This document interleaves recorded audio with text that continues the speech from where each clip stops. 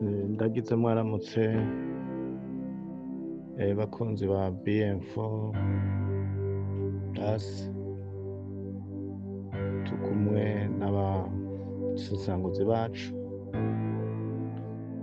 Ndagomba mu ntunge mvuge ayo majambo shigikira iki kiganiro c'ubumwe ni data, ariko aravuga kubwira ibanga ry'ibihugu vya Burayi biko bigomba kugira ngo iyi Afurika yacu kugira ngo ibe icibare cabo, ibe ikibuga co gukiniramwo amanyanga yabo. Ni ukuri mbanje kumukengurukira no kumushimira, aravuze vyinshi vyihishurirwa, novuga ntiyarahishuriwe n'Imana. Imana imuhezagire kandi ishize kongera kumusesekariza. Ego kama ikintu nagomba kuvuga, abantu nibareke gushira amaso hanze y'igihugu, nta gutabarwa kuriyo, gutabarwa kuri hano mu gihugu cacu Burundi. Ikintu ca mbere co tubanze dukunde igihugu cacu, hama dukunde n'uwo Imana yaduhaye ngo aturongore. Uko yoba kose ni Imana yamusizeho. Nta mwami usomye kuva kera Bibiliya yiyimika. Uko yoza kose aza ari umwami yemerwa n'Imana, nubwo abantu batomwemera. Nta mpamvu n'imwe yotuma rero tutamwemera. Ibi biboneka umenga mu gihugu ntibigenda neza, yavuze ku bijanye n'isuka canke igitoro. Mu bisanzwe hariho abantu batakunda igihugu kandi batanamukunda. Abo rero bagerageza kumukorera amakosa. Urabo yizigiye agashira ati ngira kwa kirya, ngira kwa kiriya, mugabo kubera adakunda igihugu agaca akora amakosa kugira ngo atukwe umwami twahawe ari we perezida wacu Evariste Ndayishimiye. Rero nagomba mvuge iki kintu, nibareke uwo mukino, baze dukunde igihugu, dukunde n'uwo yaduhaye Imana ari we perezida wacu. Tumufate mu mugongo, tureke kumutera amajambo, kuko amajambo tumutera amutera uburemere, bigatuma nawe aremerwa, hama Satani nawe akaronka aho yinjirira. Reka tumufate mu mugongo kubwo kumusengera kugira ngo Imana ishije kumuha ihishurirwa. Iki kintu n'ukuri yarahishuriwe kubera amakungu yari afise intumbero yo kugira ngo itere iki gihugu. Hama mwibuke igihe co muri 2015, murabona ko ivyo bihugu vya rutura vya Burayi, Amerika yari yagombye nyene igomba kwinjira mu Burundi kugira ngo bashike ku ntumbero yabo. Muga urabona ko nyakwigendera yahagurutse aravuga ati nibaca hasi tuzoba tubabona, nibaza na hejuru naho tuzobarasa. Ni igihugu gito, ni ukuri mugabo Imana yarabateye umutima wo kurinda. Ni ukuri ararinda, aravuga amajambo akomeye. Imana imushigikiye, kirya gihe baza kuza ibara ryari kuba riguye, bagomba ngo baze ngo baje gucungera umutekano, kumbe baje gutera intambara. Hari kuba intambara iteranye ubwoba. Ico mugabo Imana urabona ko yagikoze. Imana yaduhishuriye ibanga, yatubwira ko ibara riguye igihugu kiza ingorane, kigira kiguye umumanga, iratubwira abasende haguruka musenge. Urabona ko Imana yabicishe bugufi uko vyagenze kose. Ico gituma rero nagomba nsabe umwene gihugu wese, umurundi ari kugataka ku Burundi canke ari hanze igihugu, nukuri iyo mitima y'abanyamahanga bariko bateramwo nimuyireke. Kuba muri mu bihugu vyabo umubanyi cyangwa uwo mubanyi urashaka kumumenya, nubwo yokwesikoriza uramutega amatwi ukamwumviriza, ariko ntubishire mu ngiro. Nidukunda igihugu cacu. Murabona ko abana bacu bahereye hanze ngo niyo hari ubuzima. Oya, n'aya majambo abantu bumva Satani akarika mu mitima yabo, agaca bereka ko hanze ariyo hari ubuzima. Burya mu gihugu cacu hari ubuzima, vyose birahari, birakwiye. Inzahabu zirahari, amabuye y'agaciro, ibitoro, ikintu cose kirakito. Ahubwo nimuze dushigikire uwo yaduhaye, Imana imuhishurirwa, hama akagataka kacu Imana itwerekaho ibintu biri, natwe tuvyimbe, hama abanyaburayi bazoza bakutugurira ya madovize, ya madolari, natwe tuyaronke, hama dukore imigambi, ama industry yubakwe, bigende neza, natwe tubeho neza. Igihugu Imana yaragihezagiye, kizoba paradizo. Dufise isezerano yuko n'abanyamahanga bazokwifuza kuza kukibamwo, bagura agataka bahabe, kubw'ibyiza bahabona. Rero nimureke uyu mukino wabo, nico gituma Satani ariko araca muri bo, kugira ngo isezerano ryacu baryice, baritwicire. Rero muraba Barundi, niko twasezeraniwe, isezerano n'iry'iwacu, kugira ngo ntibaritwicire, kuko igihe cacu kiregereje ko natwe Imana iduhindura ubuzima bwo kubaho neza. Rero nimuze dushire hamwe nk'Abarundi, dushigikire nyakubahwa wacu Perezida Evariste Ndayishimiye Neva, kugira ngo Imana nayo imuhe ihishurirwa.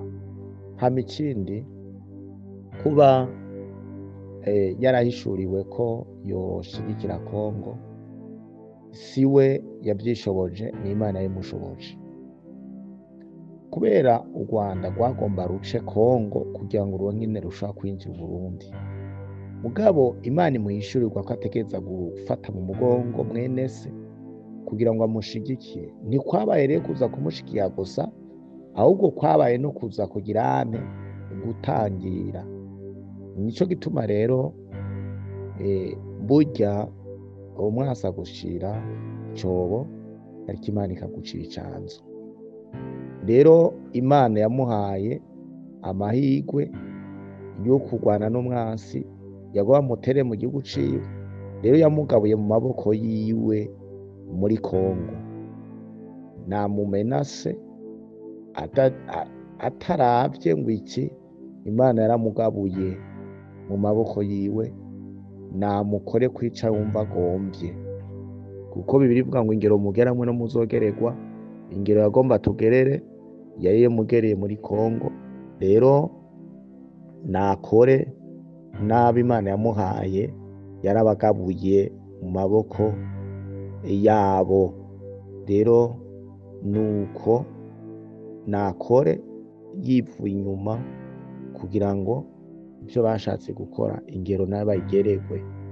Hama kirya gihugu Burundi nitwavyitwaramo neza, kizoba ishambo yacu, kubera bo bihaye Shetani.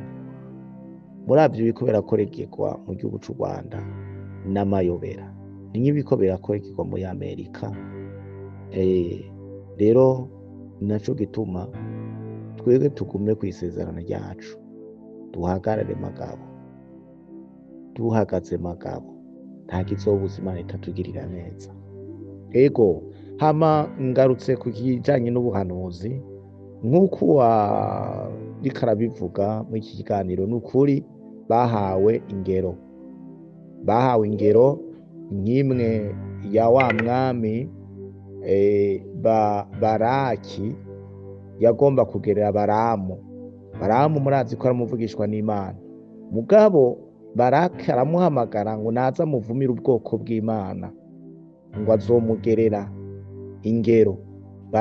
Baramu yumva ingero, ati isezerano kazi kamuvugishwa n'Imana, kubwo yumvise amaronko aza kugenda ngo avume ubwoko bw'Imana. Mugabo urabona ko Imana yagize ntiyamutangiriye mu gishingo cyo kuvuma, urabona ko yahezagiye. Ntawe uvuma rero Imana itavumye. rero nico gituma n'ubwo buhanuzi bw'abavuga ngo nabo hanze ngo n'abanyarwanda ntabwo ari bwo, ubwo buva za Kenya za Uganda ngo Imana ngo yavuze ngo ni ukuri byo si byo, ayo n'amanyanga. Nta Dawidi azova hanze y'igihugu, ba Dawidi mu gihugu cacu turabafise. Usomye Bibiliya urabona ko mu giherezi, nimba umuherezi ahavuye, umuherezi yava mw'uwo muryango nyene, natwe dufise igihugu cacu n'umuryango Imana yaduhaye. Ba Dawidi bari ngaha, nibarekere kudusamaza ngo ba Dawidi ngo barafise aho babitswe, ngo bari ngo mu kindi gihugu. Nta mwami ava mu kindi gihugu ngo aze gutwara ikindi gihugu, ivyo ntibibaho. Ubwo n'ubwangushi, nibareke kuturema inkore ku maso, nibareke kuduma amaso. Mubavugishwa n'Imana mu gihugu cacu turabafise, kandi b'ukuri bavugishwa by'ukuri.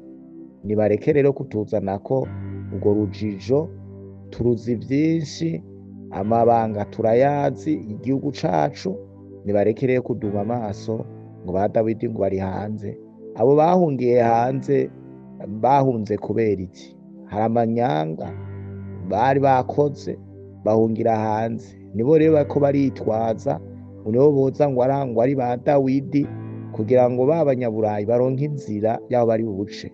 Ubwo n'ubwangushi. Abarundi nimukanure maso, mureke kumviriza ubwo buhanuzi, ubwo buvugishwa buva hanze ngo ba Dawidi bari hanze. Dawidi ari mu gihugu. Mbega Evariste ntiyoba Dawidi? Niyoba Dawidi kuba yarahishuriwe iryo banga ry'uko bagira ace buvira, nawe akavuga ati nane nca mu Kirundo nje i Kigali? Si Dawidi. Nimureke rero gukengera ico Imana yabahaye, uko kiri cyose nimushakire uko, hama muze tumusengere Imana ishishike kumuhishurirwa kugira ngo akore neza, kuko umwami ateramirwa n'abarongoye, nibo bamushikira. Mose ngo bamufashe amaboko baratsinda, barekuye amaboko baca batsindwa. Nitureke rero kumuha shetani ngo dutsindwe nk'abarundi. Nitumufata amaboko, abasenzi nimuhaguruke tumufata amaboko, tumusengere, amaboko yiwe aje hejuru, Imana imuzamure, hama imuha ibitekerezo, imuha amerekezo y'ico abwiriza gukora no gutunganya neza. Rero muriko muravuga amajambo ngo nta terambere ariko arakora n'ibindi. We yinjiriye ku ngoma itanguye kubamwo abansi batanguye kurwanya, rero ace yinjira mu ntambara zo kurwana n'abanyabwenge bari kubazana urwenge. Mbere uko urwenge Imana yarumwuburiye, reka rero abanza arwaniye intambara. Iri terambere niryo biterambere riza harikiri urwenge rw'abanyamahanga bariko bashaka kudukwegera mu ntambara. Ubwa mbere dufise abarundi bariko bakwegesha urwenge rw'abanyamahanga. Rero nibave mu urwo rujijo, bareke gusamazwa n'abanyamahanga. Twe dufise isezerano, ni igihugu gito, ariko Imana itubwira ko ari Isirayeli ya kabiri. Reka rero bareke kudushira mu rujijo, ahubwo nimuhaguruke. Hama nyakubahwa nawe nakomere hamwe n'Imana yiwe nk'uko yayisize imbere, nayireke imurongore, imuha amerekezo, kandi izomuha kurwana, izomuha no kunesha. Ndibuka umwami Yosuwa yamuhaye kunesha kubwo yamusezeraniye. Yosuwa yagwanye n'abami 31 kandi yarabagwanye arabatsinda. Ni naco gituma rero n'uyu nyakubahwa Evariste Ndayishimiye ari kumwe n'Imana, ntacobuza abo bami bigize agakomeye, bihaye shetani bakagirana amasezerano, ko bagiye kumukorera atobatsinda, kandi azobatsinda, kuko mu kubatsinda ubwa mbere bwo izoza imuhishurira amabanga yabo ayamenya, hama bamaramara batetegwa. Rero nakomere, hama umwansi wiwe yaramugabuye mu maboko yiwe, imugaburiye muri Kongo. Rero namufate uko yumva abishaka, yaramugabuye mu maboko yiwe. Nuko rero muhezagirwe, mugire ibihe byiza. Shimira basesanguzi bacu baba badusesangura amakuru yo hirya no hino, nandi nanipfuje guterera iyo ntererano kuri bene data nk'abarundi b'umutima. Nitugire umutima rugabo, tugire umutima runtu. Muhezagirwe.